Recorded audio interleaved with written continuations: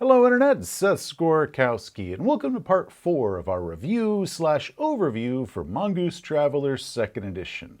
Today we'll be covering son of a bitch! Combat. Combat is one of those areas that can make or break a lot of tabletop role-playing games. You want to have something that can give a lot of options and versatility, be cinematic and dangerous while also being quick, and Traveller pulls this off very well. So in a previous episode, we made our character Jack Miller, and then we covered how skill mechanics work. So with the two of those as our foundation, we can begin explaining the combat system, which is only 6 pages long. We'll then go into some of the other topics that are kind of around combat, such as healing. However, we're not going to be going into space combat yet. We're going to be saving that topic for later on. But before we begin, let's talk about hit points and how they work. For some things, such as robots or alien creatures, they're pretty normal, just a pool of hit points like in most other RPGs that you're probably familiar with. However, for characters, both NPCs and PCs, they do it a little bit differently. Keen observers might have noticed that Jack Miller has no hit point box. That's because instead of a hit point pool, we use his characteristic stats, specifically these 3. When taking damage, we initially subtract those points from a character's endurance stat. So let's say we took 5 points of damage. We would then lower that 11 endurance down to a 6, which also reduces his endurance dice modifier to 0. Once he's run out of endurance points, additional damage is then applied to either his strength or his dexterity. The player gets to decide which one it is. I also allow them to split the points up between them, so if we took 6 points of damage after their endurance is already 0, they could put 4 into strength and then 2 into dex, dropping both of them down to 2.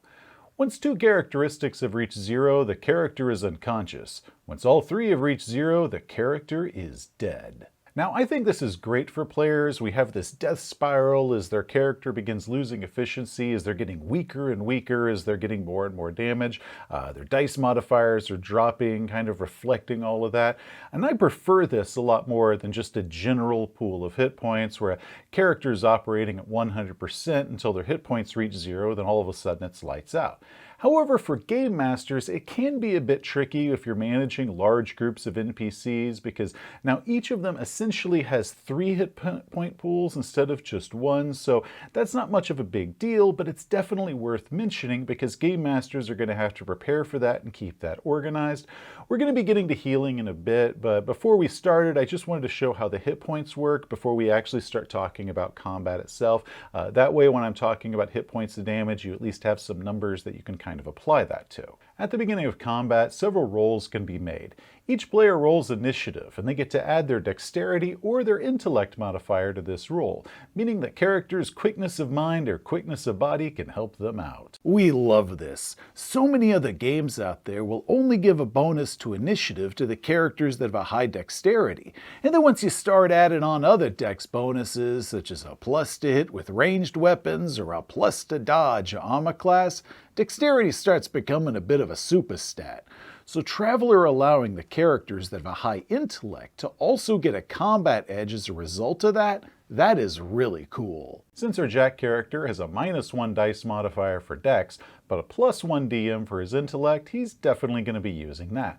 Game masters can either roll initiative for each NPC individually, or they could do it as kind of a group NPC, or kind of break their NPC groups up into units and roll initiatives for each unit. However they want to do it, just depending on the game and however many NPCs they have, it's just completely their choice. Of course, in ambush situations, things work a little bit differently. In an ambush where one side is unaware they're about to be attacked, the attackers gain a +6 to their initiative for the first round, and only the first round. The side that got ambushed, or the defenders I think we'll just call them, they suffer a DM -6 for that first round as well. Now the rules don't state if that -6 is just to their initiative or to everything, which has led to some debate and some confusion as to what that means. So my personal ruling on this is just my house rule, is that the ambushed party suffers a -6 dice modifier on all rolls for that first combat round. Not just in this initiative, but 2 hits or any actions as well. And this represents, them being surprised and scrambling. And then after that first round is over, it's just combat as normal. Next, after any ambush is complete, one character per side, usually one NPC and one PC, they get to make a tactics skill check at a difficulty 8. The effect of this roll is then applied to the initiative of everyone on their side, hopefully giving them an edge. Or if they roll poorly, that could be a negative effect, meaning that that character's poor tactics just slowed everybody down. Also, one character per side gets to roll a leadership check, also at an 8 difficulty. Whatever the effect of that roll is how many boon dice the leader can give out to the people on their side. So if they say got an effect of 3, they could give out 3 boon dice to any of their teammates during the course of that individual combat, though those boons are for other people, not themselves. However, if a character fails their leadership check, then the effect of however much they miss that by becomes banes that the opponent's side gets to give out to them. So if a player, let's say, failed their leadership check by 3, the Game Master can give out 3 banes to the players whenever they wish, as long as it's during the course of that combat.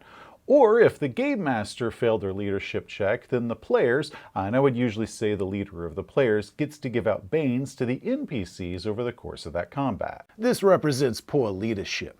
Kinda like that lieutenant in Alien that failed his leadership check, then half his squad got taken out as a result. Now obviously, of course, the leader still has to be able to communicate with everybody in their party, meaning, they're not unconscious or dead, or they have some way of talking to them, either a radio or shouting or something like that. So there still has to be communication in order for this leadership trick to work. Now once initiative and any of those other skill rolls are out of the way, we can finally begin fighting.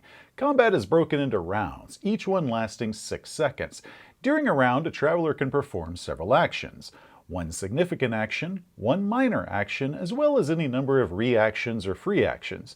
Alternatively, they can trade in their one significant action for 2 more minor actions, giving them a total of 3 minor actions. So let's go ahead and kind of break them down, kind of say what each one of those means. The significant action is an action requiring the traveler's full attention. The most common of these, of course, is going to be an attack roll. For attacks, the character chooses their target and rolls. For melee, like punches, stabs, or grapples, they roll 2d6, add their appropriate skill level, such as melee unarmed, for example, or melee blade, plus their strength or their dexterity modifier, and if they get an 8 or more, they hit. Congratulations! For ranged attacks, they roll 2d6, add their appropriate gun combat skill roll, their dexterity modifier, and if they get an 8 or more, they hit. In both cases, the effect of the attack's 2-hit roll is added to the damage. Which means if I got to roll an 8 or better to hit a guy with my laser here, and I roll a 12, that comes to an effect of 4. That is 4 points of damage that I already did before we even got to roll what the weapon's damage is. An effect of 6 or more always inflicts at least 1 point of damage to the target. Even if the damage wasn't enough to penetrate the target's armor, if the attacker got a 6 or higher, that's said to have, found or made a chink in the armor and guaranteed at least 1 point got through. Close combat's have a few other aspects. Close combat occurs when the opponents are within 2 meters of each other, or 6 feet for us Americans. Two-handed ranged weapons, such as rifles, are only usable as clubs once you get within 2 meters, though one-handed ranged weapons, such as pistols, are still perfectly usable. Personally, I don't really agree with this. A rifle or a shotgun can certainly hit a target that's less than 2 meters away, so I house rule that they can be fired under 2 meters, however it suffers a bane die as a result. Neither opponent can elect to attack a target that is not in close combat with them, meaning you can't shoot that guy across the room while somebody else is trying to stab you in the face. Again, I still say this should be possible. If for some weird reason a character doesn't want to attack the person that's right on top of them and trying to hit them at that moment, and they want to attack somebody that's further away, I say that they can, but I also house rule that they have a bane die if they're trying to attack somebody that they're not currently engaged in close combat with. If one combatant tries to escape while they're locked into close combat, their opponent gets a free automatic attack with a dice modifier +2. For melee attacks, the travelers also get to add their strength dice modifier to damage because, stronger things hit harder. Grapples fall under melee. Unarmed melee to be precise, and I don't know why unarmed melee and natural melee, which means claws and fangs, why those are separate skills. Personally, I would just put them all in the same category, and game masters might want to house rule those 2 sub-skills into the same one. When attempting a grapple, both participants make opposed unarmed melee checks. The winner gets to choose among this list as far as what they want to do, ranging from throws, disarms, chokes, or holds. Range combat is a lot easier to do. For For that, all you need is a ranged weapon and using the appropriate skills, such as gun combat for guns, heavy weapons for rocket launchers and the like, or athletics dex for thrown weapons. The big thing you need to know is your range. So going to our character sheet, we can see that Jack has an auto pistol with a range of 10 meters, which is his optimal range. Short range is 1/4 of a weapon's range, so in our pistol's case, that's 2.5 meters. That receives a +1 to hit. Long range is up to twice the regular range, which for our pistol comes to 11 to 20 meters. That has a -2 to hit. Then extreme range is up to 4 times the regular range, which for our pistol means that it's 21 to 40 meters. That receives a -4 to hit. Personally, I wish the character sheet would have had a spot where we could note those ranges next to each weapon. That way they're always there.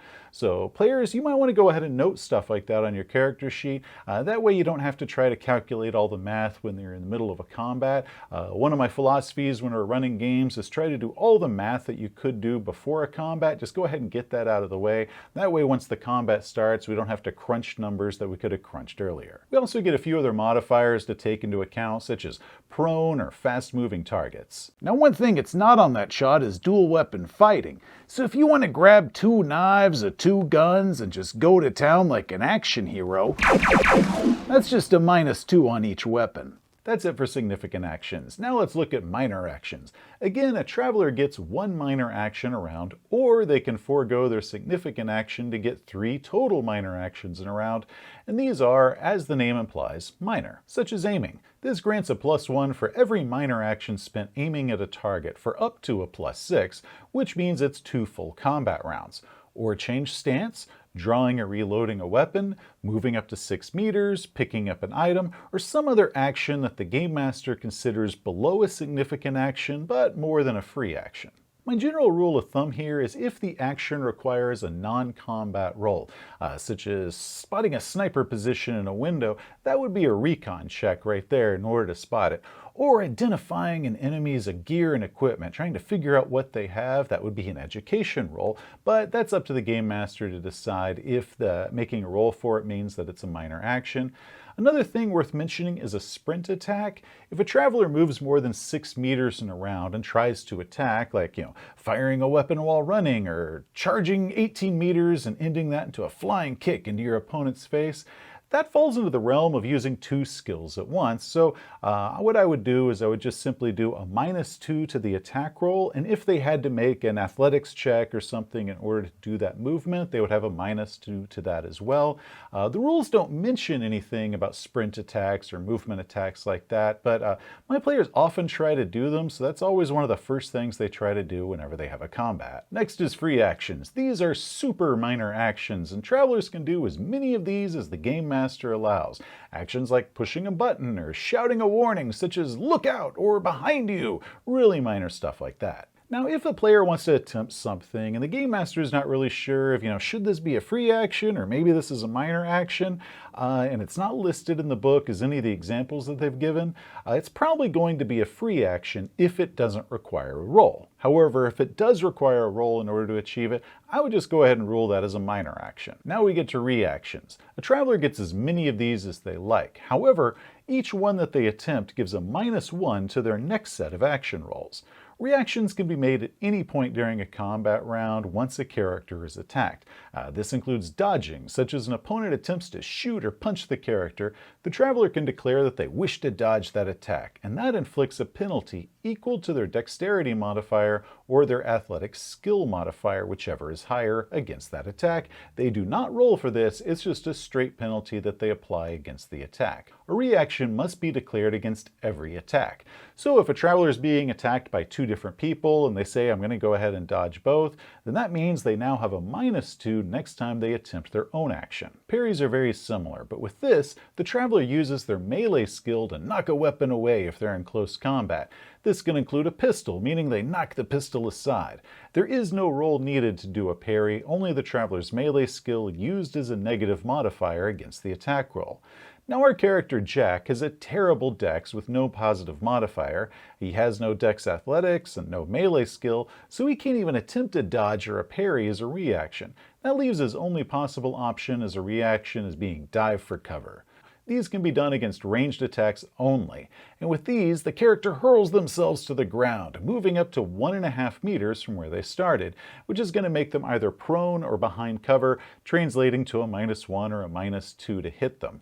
But this is against every attack the round. It's against all attacks, but that comes at the cost that it replaces whatever that character's next action was going to be, because now they're said to be, scrambling and hiding and trying not to get hit. That's it for combat actions, or at least combat actions that can be performed within a single combat round. There's also extended actions, and with these are actions that require more than a single round in order to perform them. Things like first aid, bypassing a door lock, or fixing an engine in the middle of a firefight. Now, how these work is if a character is attempting to do an extended action and they get hit by some sort of weapon, they must immediately make a skill check for whatever task it was that they were trying to attempt, with the damage that they just took working as a negative modifier against that roll. And if you fail the roll, the round's efforts have been completely wasted. You don't make any progress that round. But if you fail that roll by 6 or more, that means all of your progress has been wasted and you have to start completely over. Before we talk about damage and healing, let's touch on weapons and armor.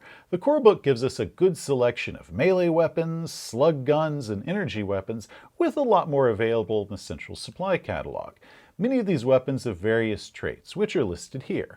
The book gives us descriptions of what these traits mean, and they're pretty self-explanatory in my opinion, but there are 2 that I want to discuss a little bit further. Auto, meaning an automatic weapon, has several fire modes available. Single shot, which is just normal.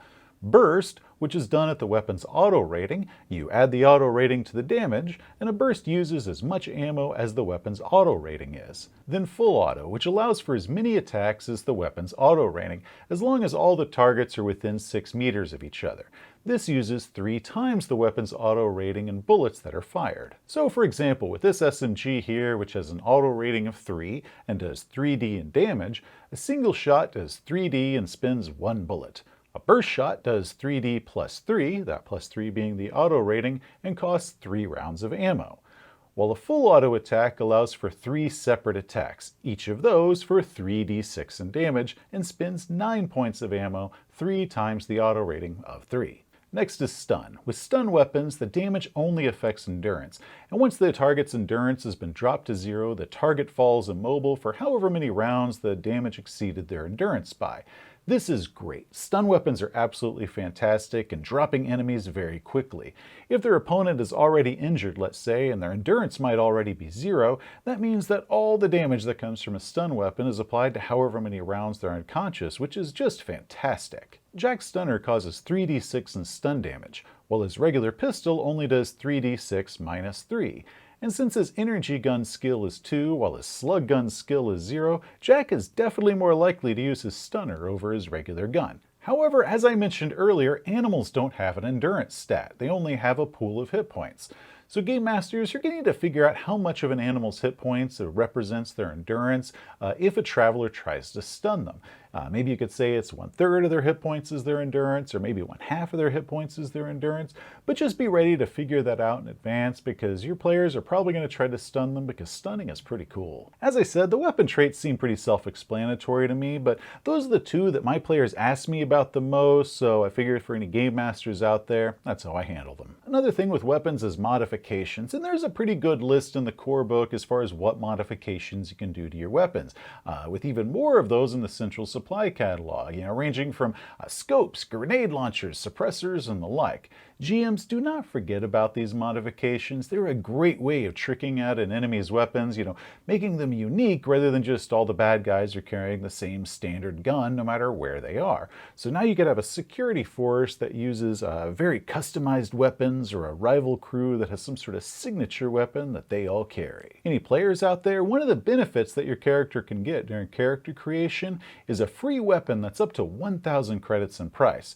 And definitely check with your GM before you try this, but I totally allow this, is that instead of going straight for that one weapon that's 1,000 credits, in order to get the most bang for your buck, you don't want to get 1,000 credits to purchase something, you only spend $200 on a weapon and then that 800 goes to waste, so you want to get the most that you can out of that. But instead of doing that, maybe you could start out with a lesser expensive gun, and then with the rest of that credit that you have, you could trick it out some. For example, you could start with your standard auto pistol here. That's 200 credits. Then add a laser for 200 more, giving you a +1 to hit when aiming. Then add a suppressor to it, giving it the silent trait for 250 more. Then add secure weapon for 250 more, meaning you're now the only person that weapon will fire for.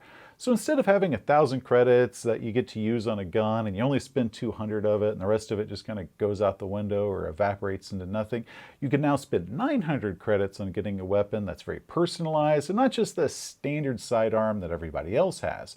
And if you're worried about that extra 100 credits, you're like, well, Seth, it only came to 900 and I was given 1,000. Go ahead and spend that on extra magazines because you're going to need them. Now let's look at armor. Again, we get some great armor that your character can wear, and we've got several options for this. How armor works is that each type of armor has a protection value. This is how much damage your armor soaks before any damage then moves on to your character. For example, Jack is wearing cloth armor, which has a protection value of 8.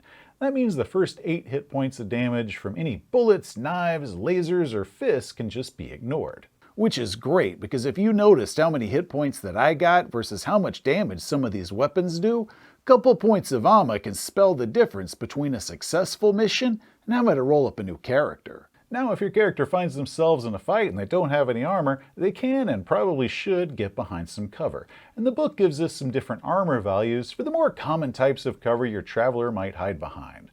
Now let's look at healing, because no matter how well you dodge or how good your armor is, eventually you're gonna get hurt. The first common remedy is the basic first aid. First aid simply requires that the character make a medic roll, add in their education modifier, and if they get an 8 or more, they succeed. Each effect restores 1 point of damage to the injured character, which can then be divided among their characteristics however the medic sees fit.